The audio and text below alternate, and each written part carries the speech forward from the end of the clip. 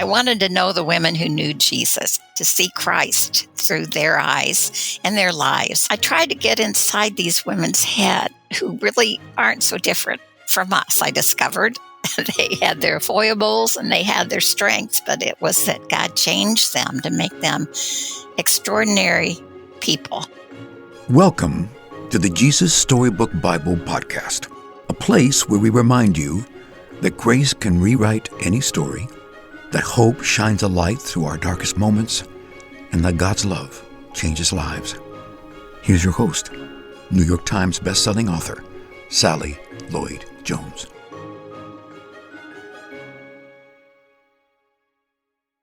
Hello, I'm Sally Lloyd Jones, author of the Jesus Storybook Bible, which tells the story of God's never stopping, never giving up, unbreaking, always and forever love.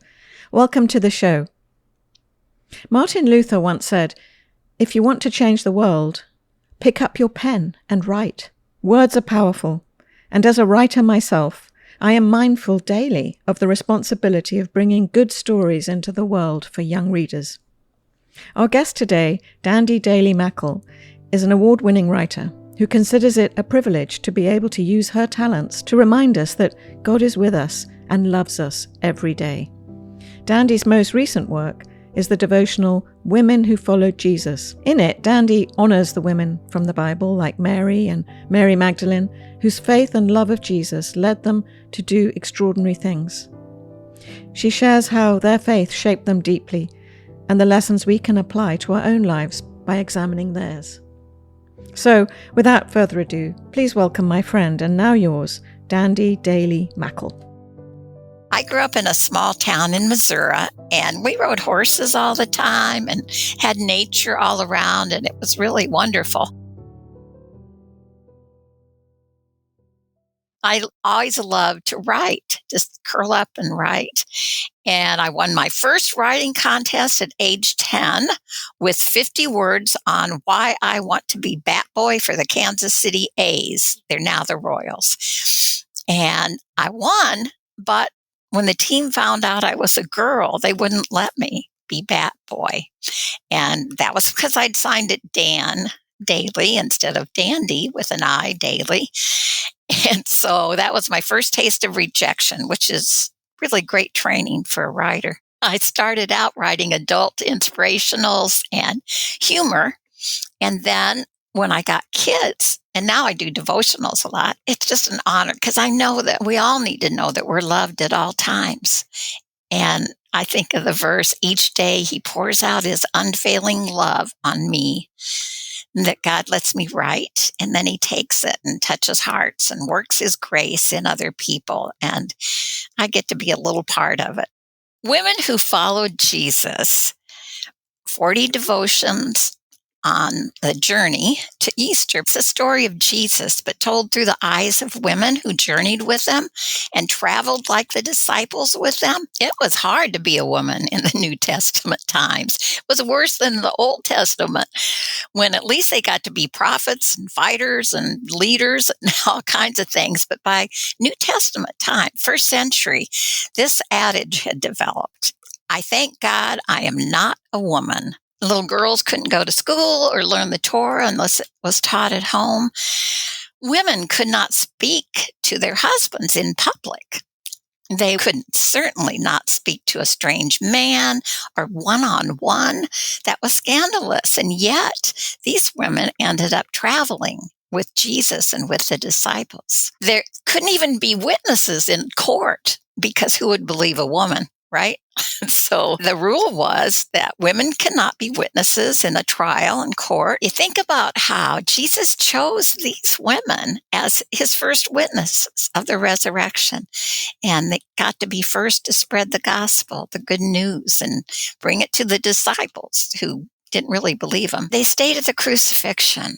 And as far as we know, only John showed up there, and he was with Mary. But, the other guys were cut behind locked doors because they were scared. And the women were brave, and they were extraordinary because they loved Jesus. Let me name a few of them. One is Mary, mother of Jesus, and we know about her and imagine how she was taunted in Nazareth for the unusual birth. And then when Jesus was rejected from Nazareth, she was too. But she was at the cross watching her son be crucified. And she's still there in Acts, sharing her faith.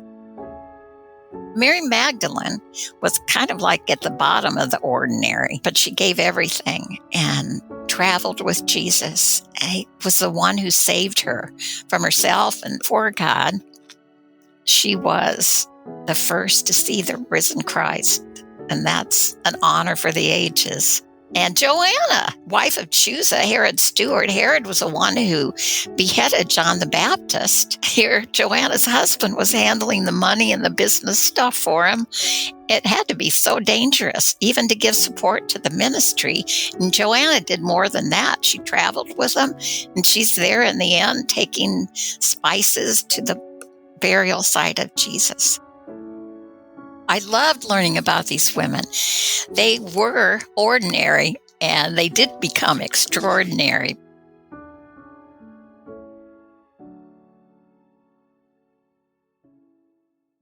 I don't know how people get through life without our refuge and our helper. I just sense that more every morning, that God's pouring out his unfailing love on me. He forgives my attitudes that can get so ingrained. I just can't get rid of them, but he loves me anyway.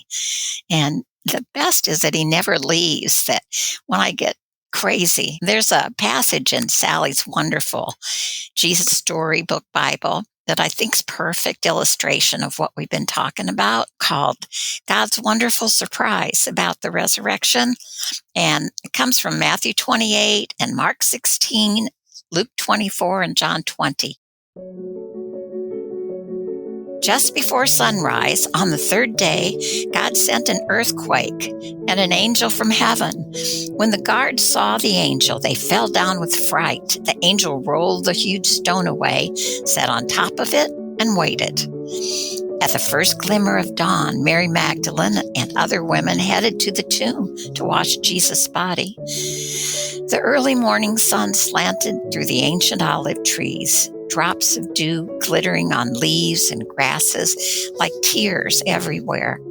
The friends walked quietly along the hilly path through the olive groves until they reached the tomb, and immediately noticed something odd. It was open. They peered through the opening into the dark tomb, but wait, Jesus' body was gone? The other women rushed home, but Mary stayed behind. How could it be true? Jesus was definitely dead. How could he be alive? Just then, Mary heard someone else in the garden. Perhaps it's the gardener, she thought. He'll know where Jesus' body is. I don't know where Jesus is, Mary said urgently. I can't find him. But it was all right. Jesus knew where she was, and he had found her. Mary. Only one person said her name like that. She could hear her heart thumping. She turned around. She could just make out a figure. She shaded her eyes to see and thought she was dreaming. But she wasn't dreaming. She was seeing Jesus. Mary fell to the ground. Sudden tears filled her eyes, and great sobs shook her whole body. And all she wanted in that moment was to cling to Jesus and never let him go. You'll be able to hold on to me later, Mary, Jesus said gently, and always be close to me. But now, go and tell the others that I'm alive. Was God really making everything sad come untrue? Was he making even death come untrue? She couldn't wait to tell Jesus' friends. They won't believe it. She laughed. She was, of course, right. It's a terrific illustration. All of those women were, to go back to the tomb, extraordinary followers, and they must have been scared. They saw Christ's crucifixion and how cruel those soldiers could be. But Mary Magdalene and the others braved going back to the tomb, and they did it because they loved Jesus, who loved them, and he'd promised to be with them. And so God chose them to be the first witnesses of Christ's resurrection. And that's extraordinary. I mean, nobody would choose women in the first century Israel to be the witnesses of anything, but Christ chose them to be the first. And that's the power of resurrection that keeps giving us hope and power all day through eternity. That's the hope of resurrection. This is proof that God can change ordinary people like them and like us into extraordinary believers. You can get the Jesus Storybook Bible wherever books are sold. To find out more about the book and all of Sally's other books, please visit Sally at sallylloyd-jones.com and follow her on Instagram at Sally Lloyd Jones and at Jesus_Storybook_Bible. Before we go, don't forget, God loves you with a never-stopping, never giving up, unbreaking, always and forever love. Oh, hello, it's me again, Sally. I'm just popping back briefly to say two things. The first thing is, don't forget to subscribe to the show, because that way you'll get the stories straight to your phone. And the other thing is, while we're at it, would you rate the show and leave us a review? That would be so great, because it helps other people find the show too. I really appreciate your help. Thank you.